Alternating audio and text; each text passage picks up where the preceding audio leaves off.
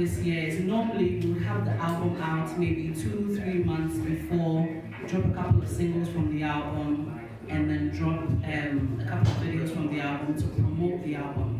What we decided to do this year, I think you guys have some questions about that because someone's already asked me, between the Waves album and the Bar album, let's EL answer that himself, but what we decided to do this year was to release the album on the day of the concert. So what I'm going to do is just give the mic to our rep from Aftown, and he will explain how the album will be released, the process, and how you guys can pick up a copy of the album. Thank you very much. My name is Jefferson Seriaja. I'm the CEO of Aftown, and we're quite excited to be partnering with EL. First of all, the album is currently available for pre-order for 15 cities, and fans of EL can now order it using mobile money or credit card, even in Ghana or all over the world. In regards to the Bar concert, we're very excited that on the day of the launch, the first 250 people that walk in there will get the album copy for free, whether digitally or physically. With Aftown, the possibilities are limitless. Once you get an Aftown, you can get the whole catalog of ELs and other musicians. Thank you very much. Following the tradition of bar in general, I pride myself in being an artist who doesn't like to do the same thing twice. So we're doing a few things differently this time around. We've waited to this point to actually announce the bar to drop 1 or 2 songs from it because of reasons that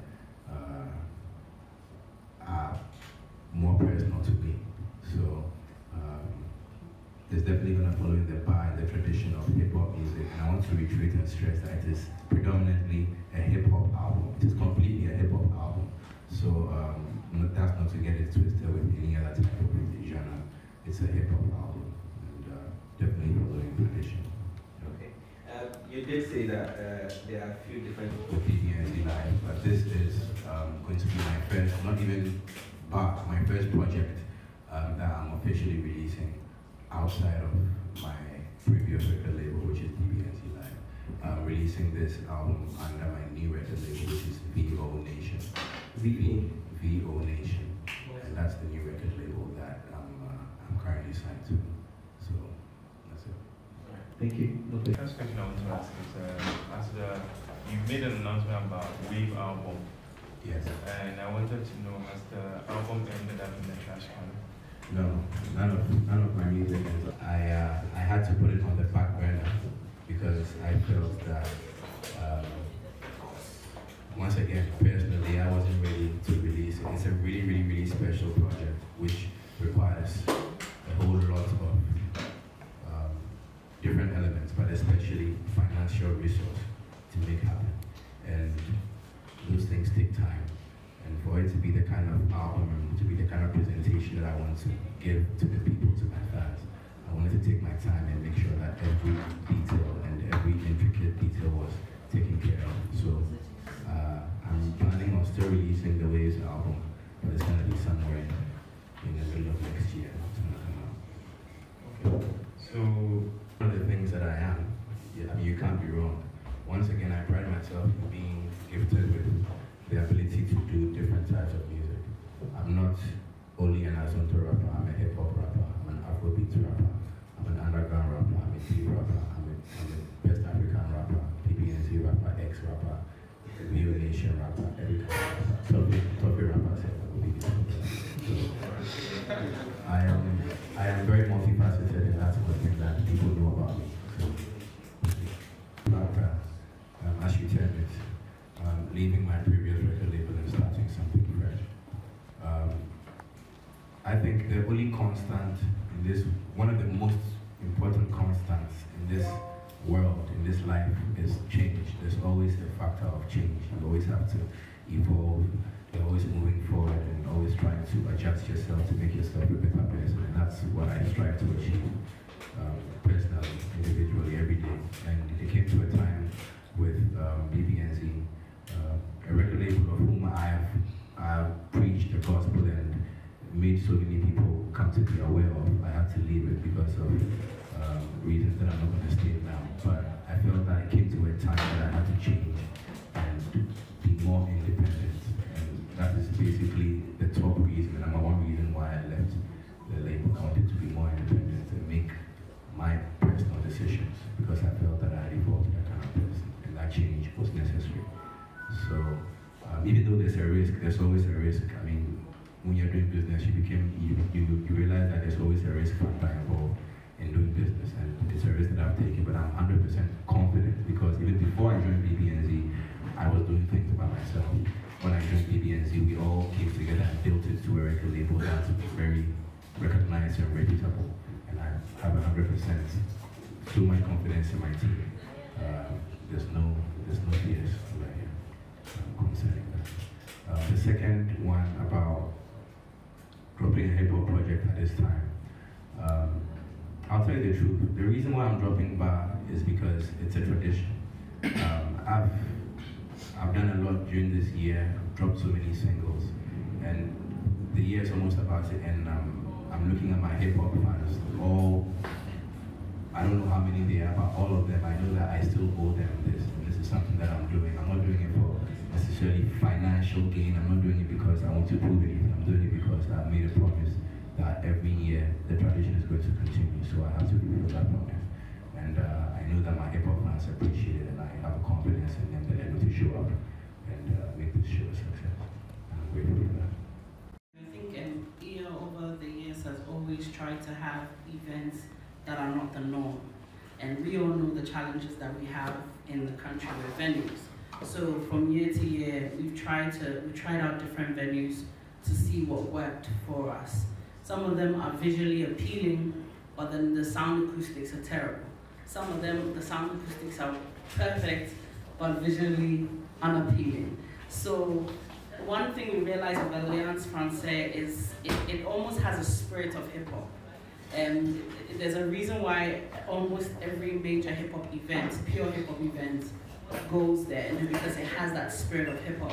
And we did sort of like a back and forth over the course of the last few years and said where, every time we move, what works and what doesn't work. So that's one of the reasons why we're back there. Also, because we're launching the album, it almost felt like a second coming, because we started the Bar series at Alliance Française.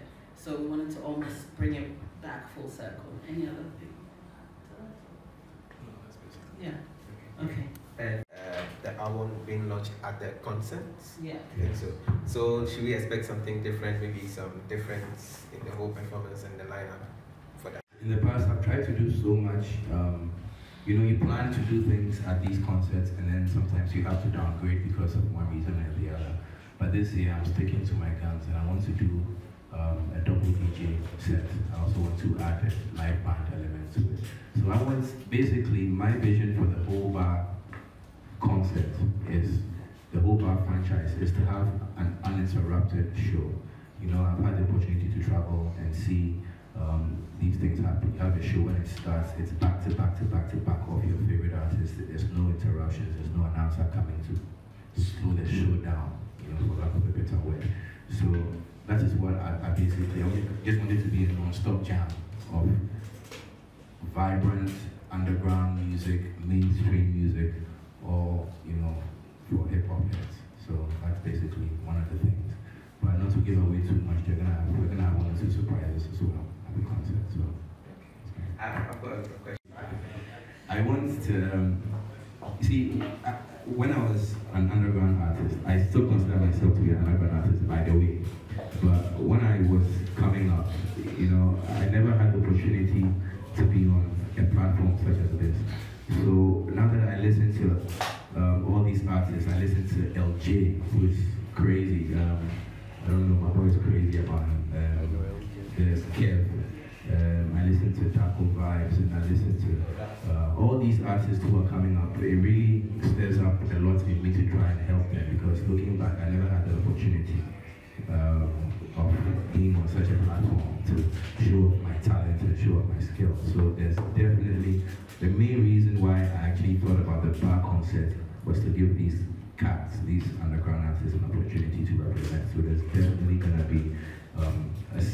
to an section of the show where underground artists can come and showcase their talent and do their thing. I think that's one thing you can pride the bar concert on. The year after year, we've always created a section that we can have the best up and coming acts on there. I mean, from the likes of Papi before he was Papi, T-Flow, Kaboom. We've always created a section even before they blew. So I think we want to continue that tradition of sort of unearthing these pure hip-hop talents that, like you said, quite frankly, the bar concert is probably the only hip-hop concert that it's constantly going, consistent.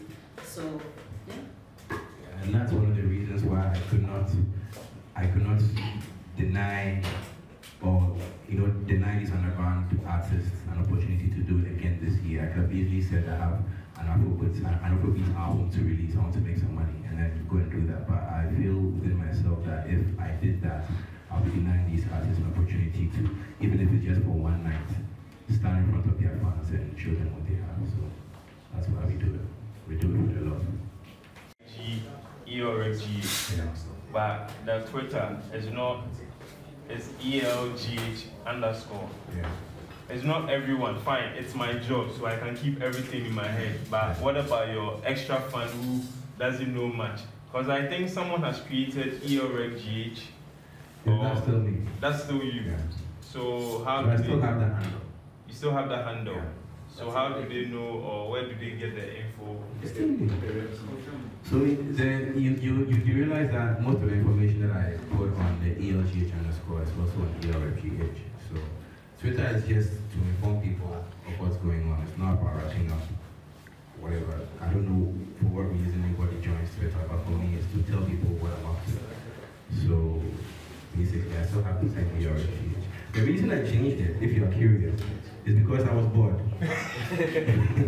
I was bored and I was like, people might be looking for me online. They might not type EL rep GH. You'll say EL Ghana, EL GH, and it's easier for people to find it. So EL GH was taken. I know the guy, some guy in Germany. He said he looked still give me, so I said, okay. So EL GH underscore was available and I went with that one. But I was bored. And I got my tick back, so verification on point. Being a lot more expressive and more candid and more vocal about and more open about who I am personally, who I am inside.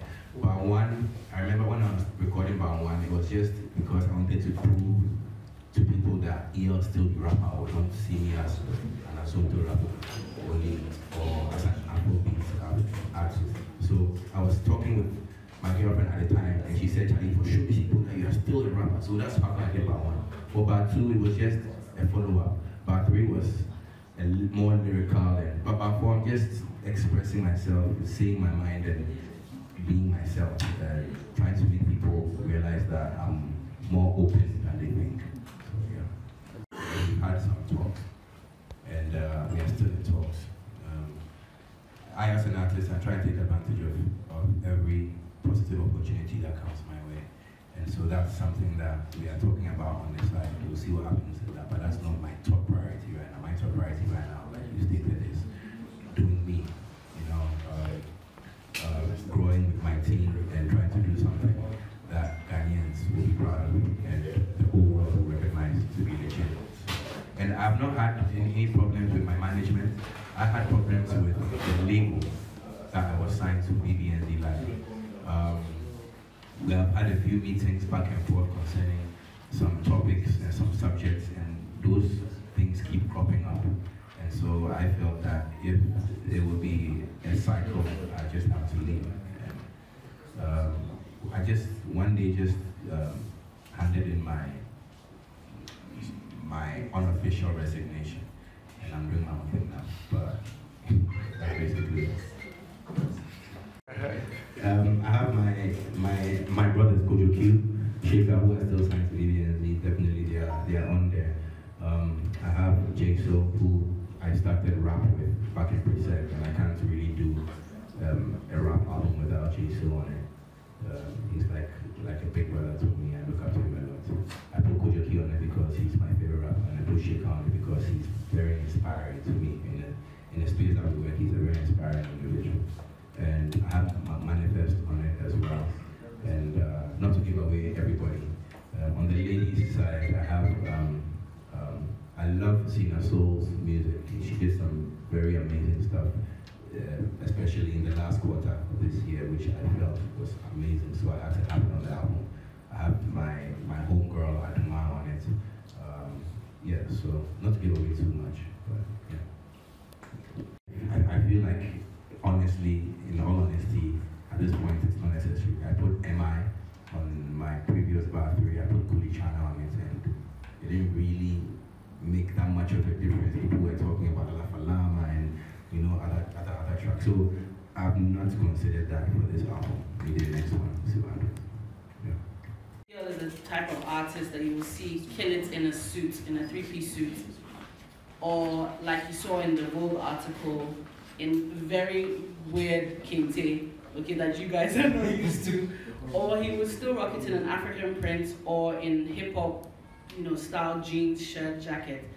The brand EL is very, very versatile. I think we tried to cover that with the Elom album by giving you the different aspects of EL. But man's not hot.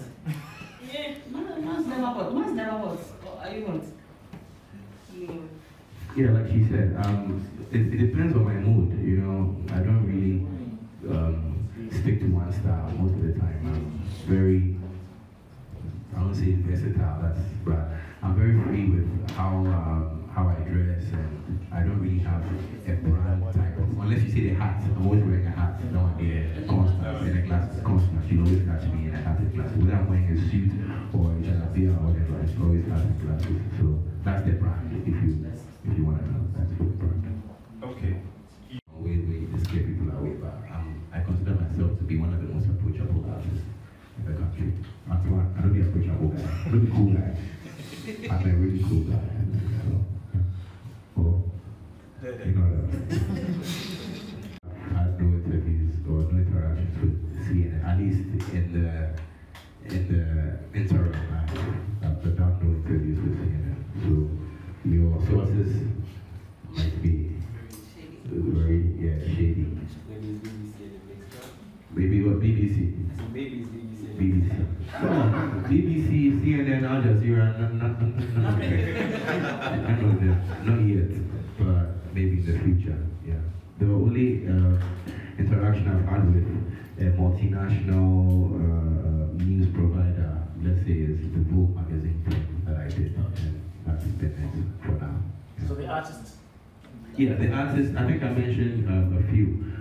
Everybody who is featured on the bar project is gonna actually be there, and I'm gonna have so much more of the underground artists and maybe 1 or 2 mainstream artists. But I'm a very strong supporter of people who are now coming up, so I'm gonna have them all on stage doing their thing.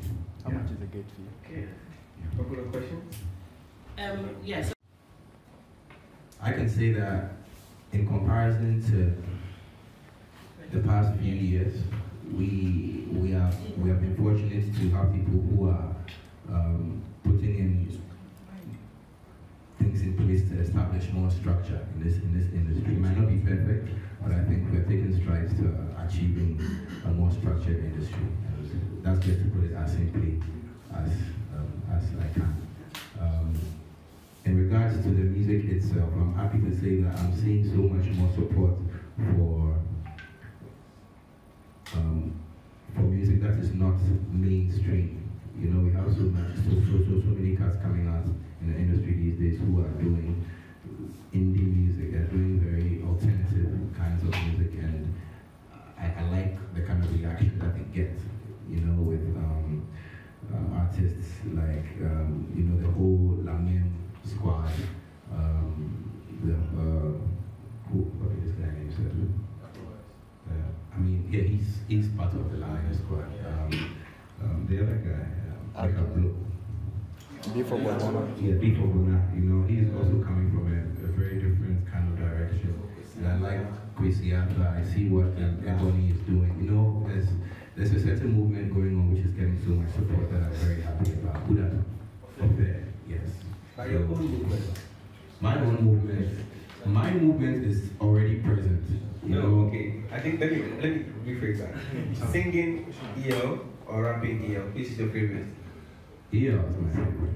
Singing or rapping? EL. Look, I can be singing and rapping in the same verse and in the same breath. I think generally, but it's a matter of the audience, what the audience prefers. Yesterday I asked the same question and hands came up for Afrobeat EL. More hands came up for Afrobeat EL than for hip hop EL. But the thing is, there were still hands up for hip hop EL, so I represent for them as well. So which one you go like? Right now, I'm all about hip hop EL. At this point. Rapping EL. And asked me, and I told him, well, no. And as at that point, it was no. So you know that EO has left BBNZ. Is he living with Stefan? Sorry, what EO is my brother. Okay, so you have seen that. Yeah. Okay, sure. Thank you. He was 2 years old and I was 4 years old. So if Stefan leaves BBNZ, I'm also leaving BBNZ. And I think towards them. At the time that Steph was contacted, it was, are you still with BBNZ? And the question at that time was, no. This is something that is still progressing. So as it is right now, the conversation with BBNZ is done, and welcome VO Nation. One thing I asked was that we keep our concentration on the bar concerts. We would freely discuss this in January, sit down, we can have that long conversation about the music industry, the roles of the label, so on and so forth. But for now, let's just, you know, and I'm not his brother, but when Stefan goes, I go. It's necessary, or people are waiting for it. It has to be perfect. And I had planned to release it, but circumstances beyond my control made me not able to do that. I haven't trashed it. I've shelved it. It's on the back burner for now. But next year, early next year, I plan on